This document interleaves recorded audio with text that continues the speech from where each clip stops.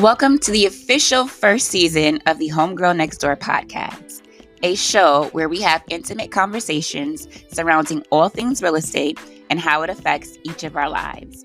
Each week, I'll be sharing my experiences as a real estate professional in this ever-changing housing climate, and will be periodically joined by my friends and colleagues in the industry discussing all the hot topics and sharing best tips and practices for the everyday consumer. I'm your homegirl and host, Shakira D, licensed New York realtor, and I love to welcome you into my home every Monday at 8 p.m. Grab your favorite drink and enjoy the conversation. Happy New Year, homegirls and homies. Happy New Year, friends. What's up?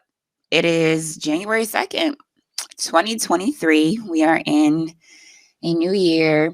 It doesn't even really feel like a new year. I still kind of feel like I'm still coming out of an old season. So for me, it's like a new year, but I'm still wrapping up some things in like seasons past, right?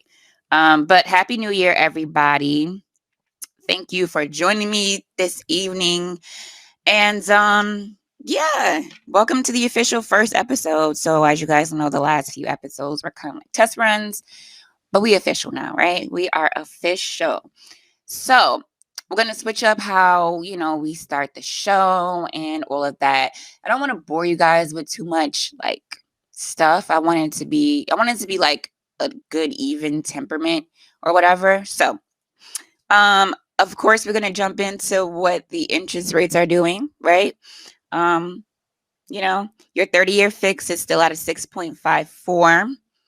And for some perspective, you guys, I'm going to share what they were this time last year. So as we were coming into 2022, right? And this is when everybody was like still on the fence about doing it. They should wait. Last year at this time, the interest rate was at a 3.24. So as we were going into 2022, rates were still well under 4%. Even for a 15-year fix, they were at 2.60. FHA was at a 2.88 in 2021. So, you guys wouldn't keep waiting. I say get in. Definitely, the predictions are that this is where we're probably going to be at. We're probably going to stay at about 5.75, under 7%, for a year or two. Experts don't see, it trending back down to that low anytime soon. So, like I said, last week's episode, everything, revolves around what your credit looks like and what you look like on paper. So I do want to get into some interesting news story of the week. And it is about a Powerball winner. Now, I play Lotto, right? I play the New York State Lotto, Powerball, Mega Millions, especially when it was like $1 billion. I think I was playing every day. So, I find this story very interesting. But in South Dakota, there was a Powerball winner who won $232 million. And he hit the jackpot again by selling his 48,000 acre ranch for $37 million. And that is double what he originally paid for it. That was an interesting news story. Farming in America has been like declining. And it's not really a farm, it's a ranch. But if you saw, it's 48,000 acres. So if you see this massive land, and I'm not surprised that obviously a corporation purchased it. And I can only speculate what they're going to do with it. But, everything that's going on with inflation and the cost of goods and stuff like that, I can definitely see them turning us into some farming land and really capitalizing on this investment. So thought that was a pretty cool story. So many different things can happen with that. But the fact that he won the Powerball and then sold his ranch for millions of dollars, it was just like, that's pretty cool. It's pretty cool. I don't know what I would do if I won the Powerball right now. I would definitely I have a couple of charities that I give to regularly. I would definitely break them off. But yeah, I would pay for a piece of land. I would pay for a couple of acres of land and get into farming for sure. Um so just a few trends from 2022 that we can definitely still see. We'll still be seeing in 2023. Um, Housing has slowed down, right? Home sales have gone down 17% in 2022. So they are returning to pre-pandemic levels. That is going to continue according to the NAR, the National Association of Realtors.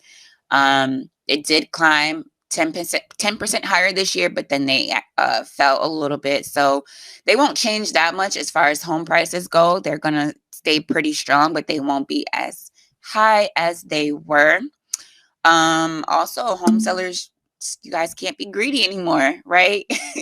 um, there's not there's not a huge, vast ocean of buyers out there. So the amount of buyers looking to buy has shrunk. So you guys, home sellers have to be more strategic and fair with their home prices and what they expect. And of course, mortgage rates are going to stabilize and normalize.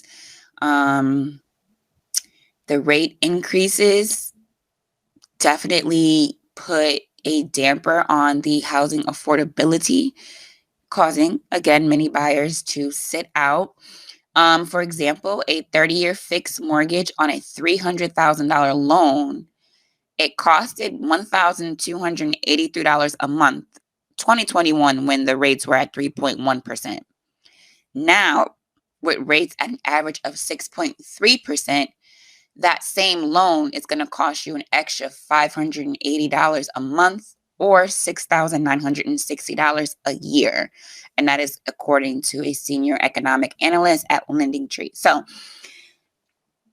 the whole thing, which is why, a lot of real estate professionals were saying, if you can get in, because it is going to cost you in the long run. If your budget was literally at 1,400, right? That was your max in 2021. Now you are over that max of what you want to pay for a mortgage. So a lot of people have to sit out and wait and, make some more money or figure out some other things. But those are the trends that are going to continue to happen as we go into 2023. And then the last trend, which, I find very as a good thing, is the high appreciation values. Your home is going to appreciate. So even if you get in at a 6% interest rate, over the next couple years, you're going to see appreciation that's 4 or 5 and even 6%. If we continue on, the data that has been happening over the last few years, it's not going to be this 50% or 60% that we saw with the pandemic, but your home will appreciate at least, 4 to 5% over the next 2 years. So that is that is typically normal for home appreciation, to be at that 3 to 4%. So that's a good no. That's a good thing for buyers. You get in, you'll have equity, and within a few years, you'll be able, your home will be worth way more than what you pay for it. So that is the mortgage news for the day, the real estate news for the day. And we're going to go ahead and jump into our topic. So, yeah, I know with the new year coming, a lot of us are goal planning, right?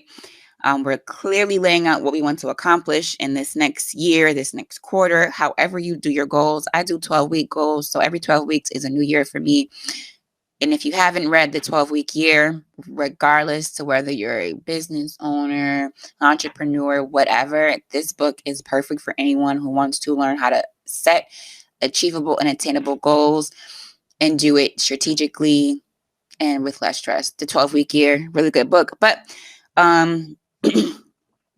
we're going to be setting these goals. And a lot of us, housing is our number one goal for the new year. Whether you're renting and you want to own, or you want to relocate, or you just want to, upgrade to a bigger house or downgrade, whatever it is, housing for a lot of us is, number one goal for 2023. So,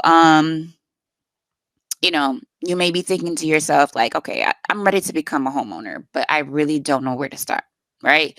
You are getting all this information from different sources, social media, friends, family, the guy, the bodega, like you're getting all this information and you're still confused on what it is you really need to do to start this process. But don't worry, your homegirl got you, right? So I'm going to share a couple of different things you can, begin to do now to prepare for home ownership, whether it's going to be this year or next year. So the number one thing, and I, do this for anything, but find the purpose in it. So why do you want to become a homeowner, right? You need to have a clear picture of what it is you want to accomplish with home ownership. Is this because you're tired of renting and you can afford to pay a mortgage? Do you want to get into real estate investing and begin to build your real estate portfolio? Do you want to find somewhere to live while also simultaneously making an income off of rental income? So, finding out why you're doing this and being grounded in that is what's going to help you continue through the process. A lot of people say they come into some money and the first thing everyone tells them to do is buy real estate. Well, you have six figures but you only make $30,000. Is it really smart to take all that money and invest it into a residential property that you might not be able to afford in a year or two?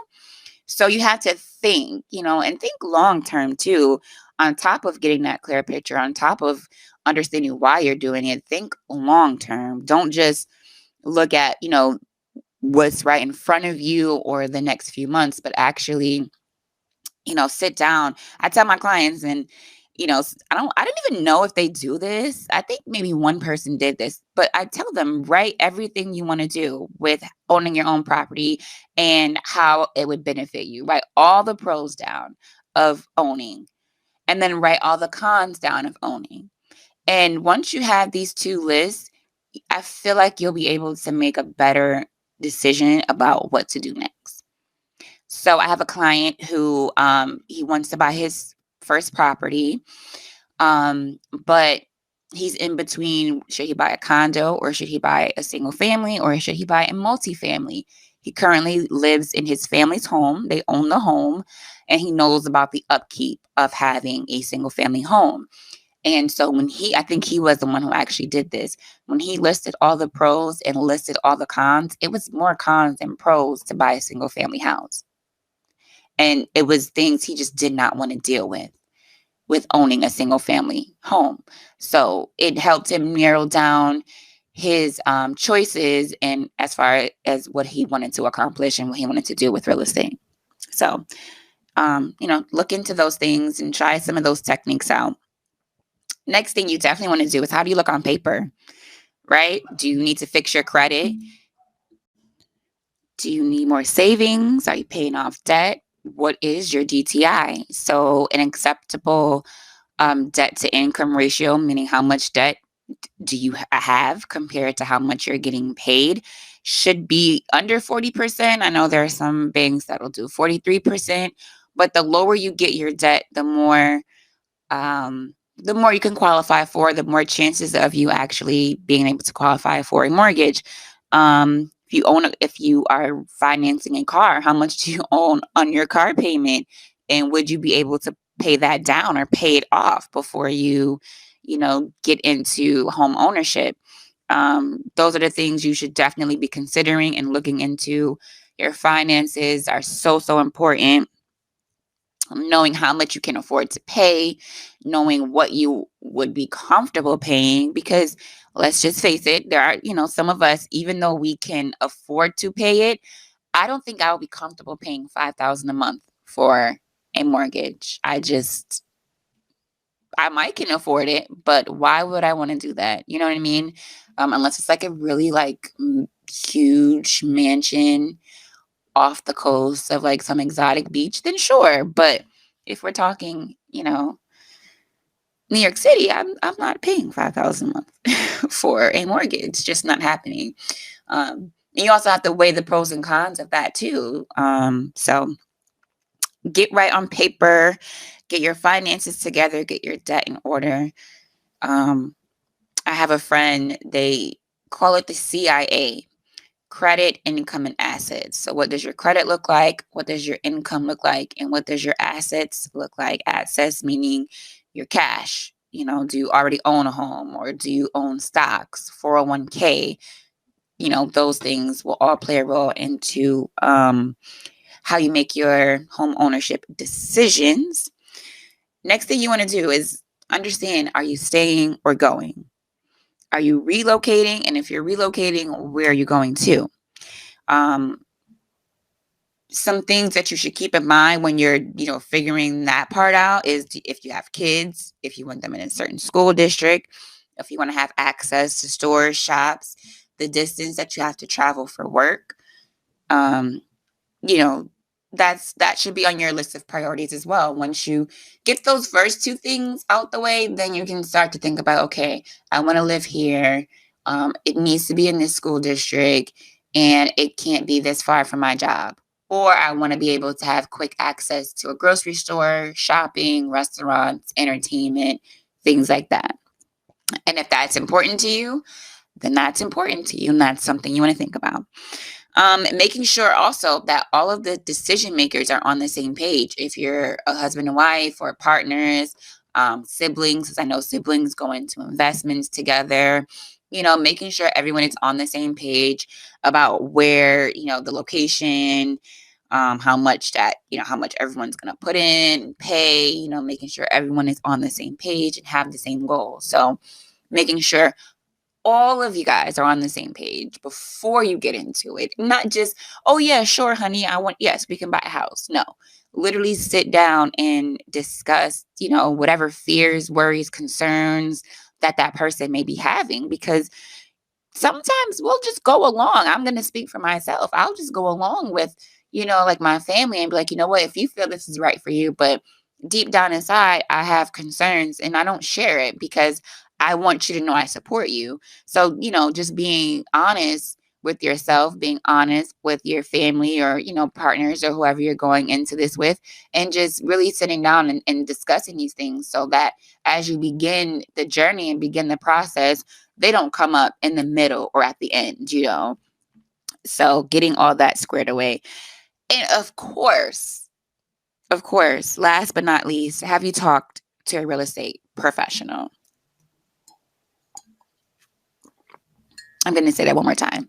Have you talked to a real estate professional, i.e., a lender, number one, a real estate agent, and sat down and told them, A, your goals and why you're doing this, and B, went over what you look like on paper, your file, your credit, your income? Have you sat down and realistically talked to someone who can map out your options? Because if you haven't, you want to make sure that you do.